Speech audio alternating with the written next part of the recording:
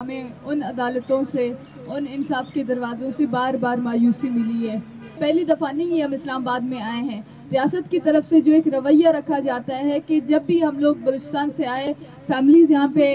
انصاف کا توقع لے کے یہاں پہ آتے ہیں اور یہاں پہ ان کو خالی ہاتھ لوٹایا جاتا ہے۔ یہی کہہ رہے ہیں کہ جس دن پیشی ہونی تھی، جس دن پیش کرنا تھا، اس دن ہمارے وکلا اور اہل خانہ سمیت 4 بجے تک کورٹ میں بیٹھے انتظار کیا، اس دن انہیں پیش نہیں کیا گیا اور دوسرے دن انہیں پیش کیا گیا جہاں پہ نیٹ بھی نہیں ہے۔ پورے بلوچستان میں نیٹ کو بند کر دیا گیا تھا اور عدالتوں میں وکیل بھی کوئی موجود نہیں تھا۔ تو ان دنوں پیش کرنا یہ باور کراتا ہے کہ ہم کچھ بھی کر سکتے ہیں اور ہمارے اختیار میں کچھ بھی ہے۔ مطلب ہمارا یہاں پہ دھرنا دینا اور انصاف کی امید لگانا، ہم نہیں جانتے کہ وہ کیا کر سکتے ہیں آگے، یا وہ جو پرامن یا سیاسی طریقہ کار ہے اس کو کتنا سنجیدہ لے رہے ہیں۔ آپ نے کہا تھا کہ ہماری 1% نے ایک بات ہمیشہ واضح طور پر کہا ہے کہ ہمارے پاس صرف امید ہی ہے، اور ہم جو گزشتہ 15 سالوں سے 20 سالوں سے انصاف کے وہ دروازے کھٹکھٹا رہے ہیں جہاں پہ ہمیں ان عدالتوں سے ان انصاف کے دروازوں سے بار بار مایوسی ملی ہے۔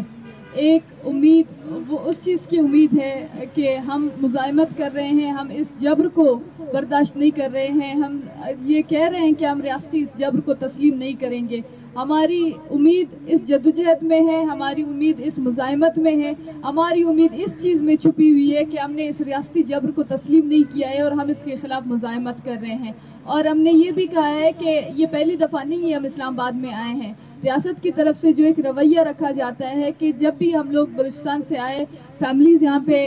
انصاف کا توقع لے کے یہاں پہ آتے ہیں اور یہاں پہ ان کو خالی ہاتھ لوٹایا جاتا ہے۔ شاید ریاست کی طرف سے یہ ایک غلط فہمی ان کے ذہن میں آتی ہے کہ شاید یہ مائیں، یہ فیملیز جو انصاف کی توقع لیے یہاں آئے تھے اور وہ یہاں سے واپس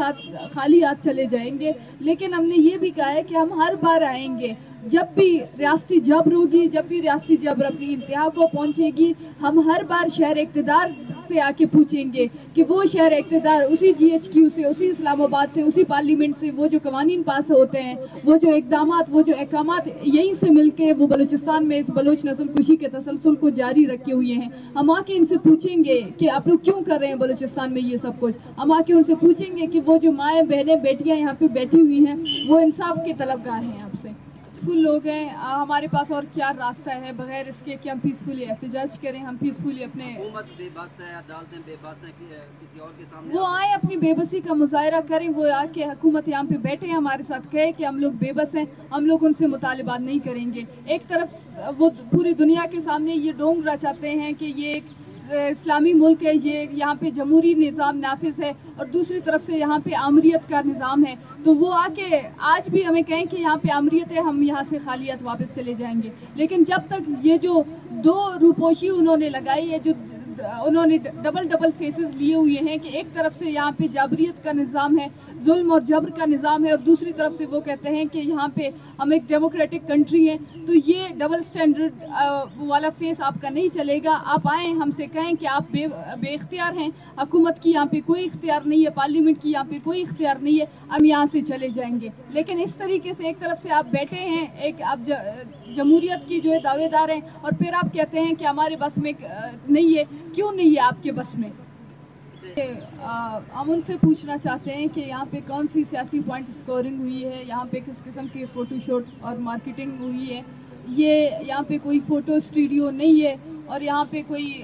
جو ہے ادارے نہیں ہے جو یہاں پہ نشر کرتے ہیں، مارکیٹنگ کرتے ہیں۔ ہم صرف یہاں پہ بیٹھے ہوئے ہیں، وہ درد، وہ تکلیف لیے بلوچستان سے، وہ جو ناانصافی کا ایک نظام ہے، ہم وہ دنیا کو بتانے کے لیے یہاں پر آئے ہیں۔ وہ جو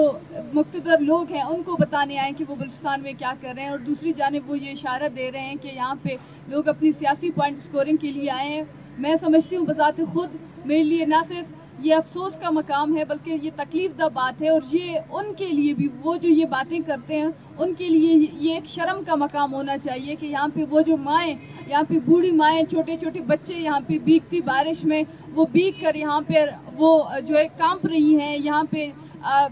تپتی دھوپ میں اس گرمی میں وہاں پہ ان کو ٹینٹ لگانے کی اجازت نہیں ہے، وہ یہاں پر اس گرمی میں گزشتہ 54 دنوں سے انہوں نے اپنا احتجاج جاری کیا ہوا ہے۔ بجائے اس کے کہ آپ اپنا دست شفقت ان کے سروں پر رکھیں، بجائے اس کے کہ آپ آئیں ان سے پوچھیں کہ ان کے مطالبات کیا ہیں، آپ اسمبلی میں بیٹھ کے اس قسم کی باتیں کرتے ہیں۔ یہ صرف اور صرف شرم کا مقام ہے اور کچھ بھی نہیں۔